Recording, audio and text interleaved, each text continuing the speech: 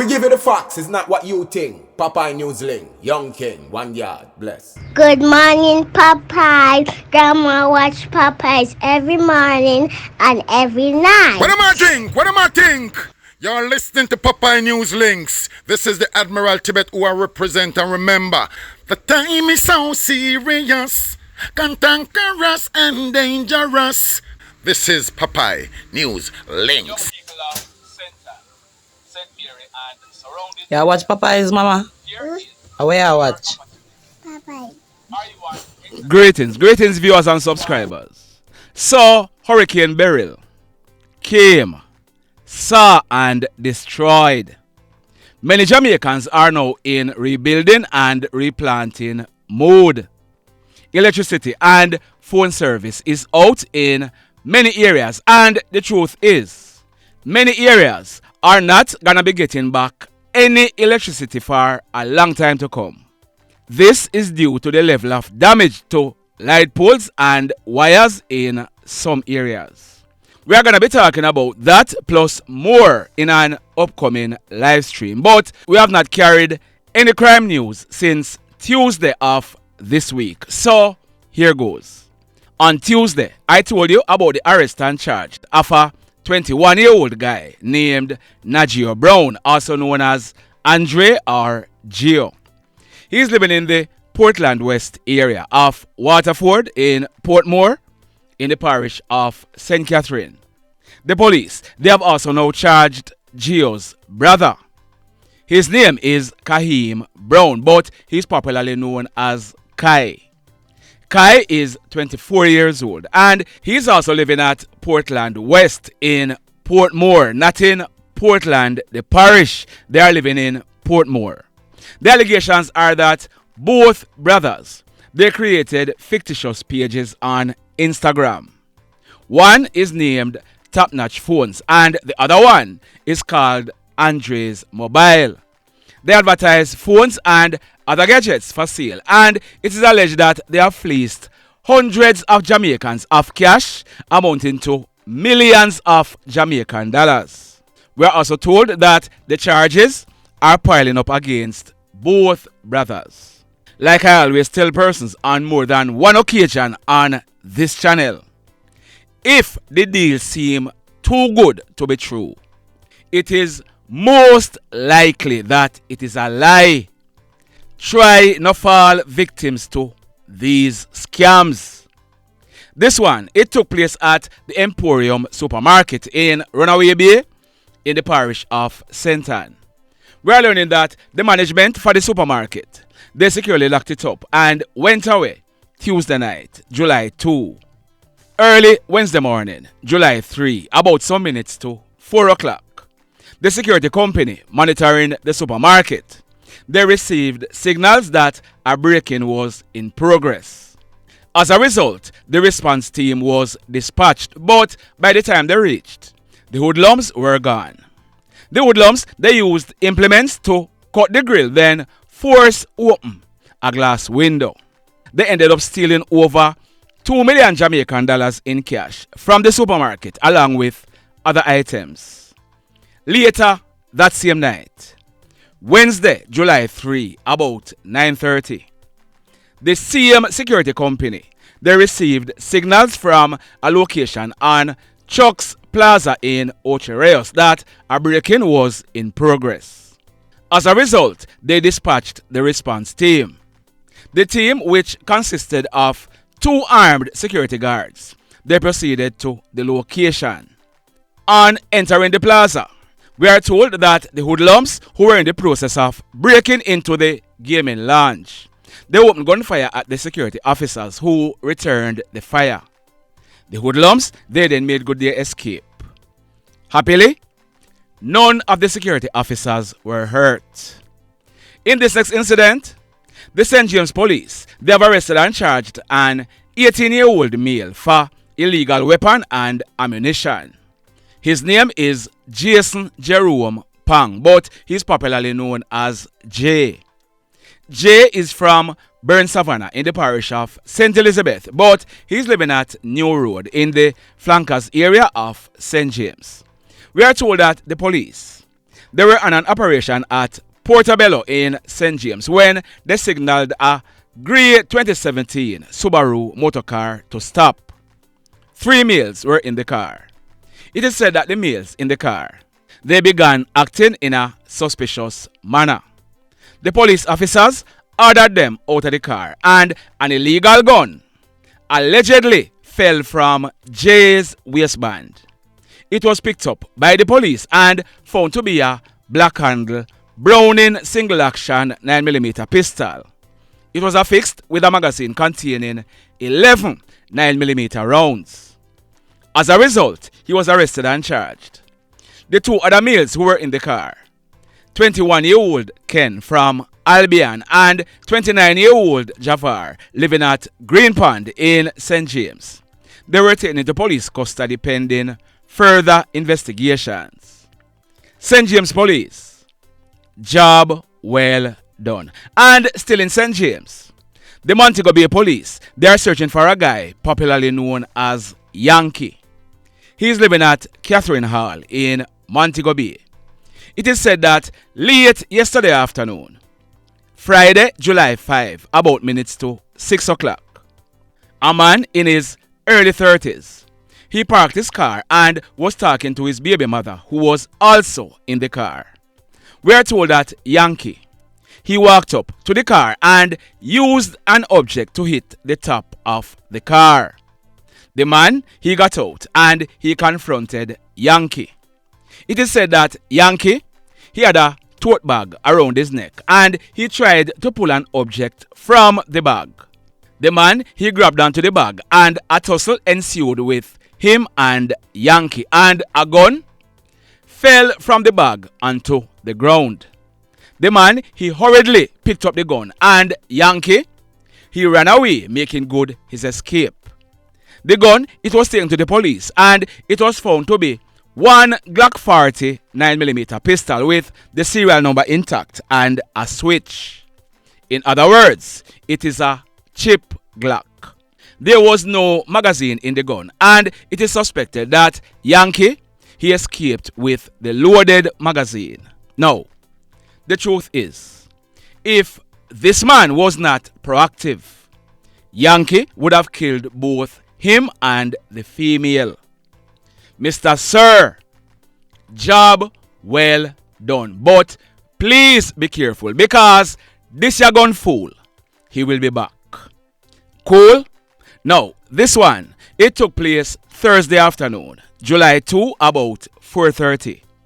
It took place at Bambulan in the Lilliput area of St. James. We are learning that 2 taxi drivers, they work for the same boss.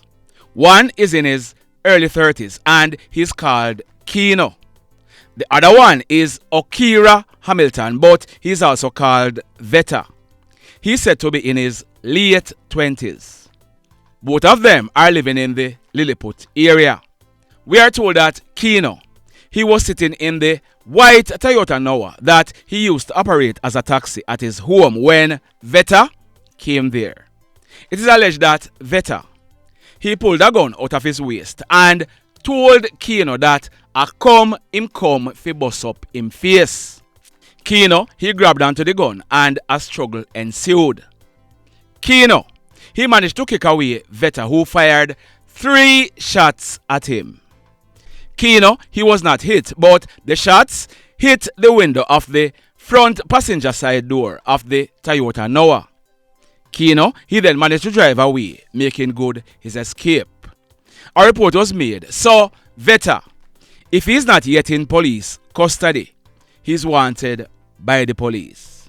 And still in St. James, 3 persons are lucky to be alive, and the police, they are searching for a guy known as CJ. He's living at Top Hill in the Mount Carey area of St. James. We are learning that yesterday afternoon, Friday, July 5, about a few minutes to 6 o'clock, 3 members of a family, they were sitting on their veranda at Top Hill in Mount Carey. This included a 49-year-old father, a 51-year-old mother, and a 21-year-old son when CJ approached. pulled a gun and opened gunfire at them. The three persons, they managed to get up and ran into the house, escaping injuries. CJ, he then made good his escape on foot in the area. We are told that the wall and the veranda and a black 2010 Toyota Noah that was parked in the yard, they were damaged by bullets. So, CJ, he's now wanted by the police. This next incident, it took place Thursday night, July 4, about 8:30. It took place at Water Lane in the Falmouth area of Trelawney. We are learning that a 40-year-old man, he was along Water Lane when a guy popularly known as Timex, he pulled a gun and opened gunfire, hitting him twice to his chest. Timex, he then made good his escape. The police, they were called and they transported the man to hospital where he was admitted in a critical condition. As soon as we get any additional information on this incident, I'll be updating this story. The mayhem. Now, in this next report, the Little London police, they are awaiting the result of a post-mortem to determine what led to the death of Mr. Winston Robinson.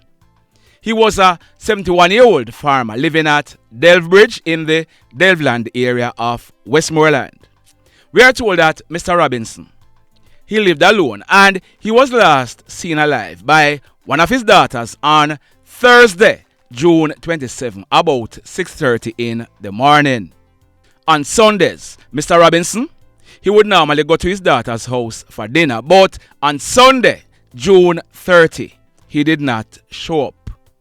As a result, his daughter, she tried calling him but got no response. She went to the house and the door was locked. As a result, she forced her way into the house. The naked body of her father was seen lying on his bed on his back in an advanced state of decomposition. As a result, the police were called. We are told that the police, they inspected the scene and no foul play is suspected, but like I said, a post-mortem will be done to ascertain what could have caused his death. Sad indeed.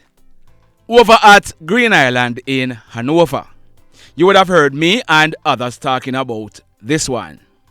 A 26-year-old housekeeper, her name is Kean Sterling. The reports are that Kean, she was in her house during the height of the hurricane late Wednesday afternoon, July 3, about 5 o'clock, when she went to the back of her yard to make checks on the internet line. It is reported that during that time, a large tree fell on Kean, killing her on the spot. A team from the Lucifer department, they responded and they were able to cut away a section of the fallen tree and removed Kean's body. Sad indeed. This next incident, it took place early Tuesday morning, July 2.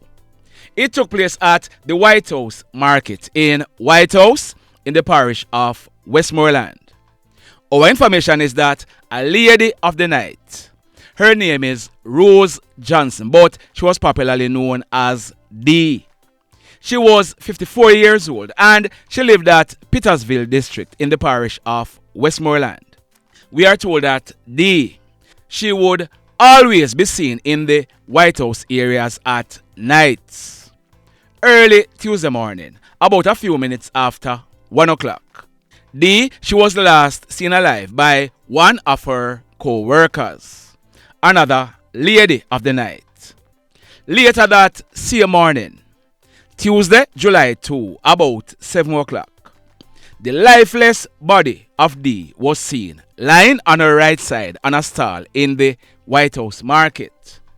As a result, the police were called. Listen this now and listen carefully. We are told that when the police inspected D, blood was seen coming from her left ear. Her V, you know what I'm talking about?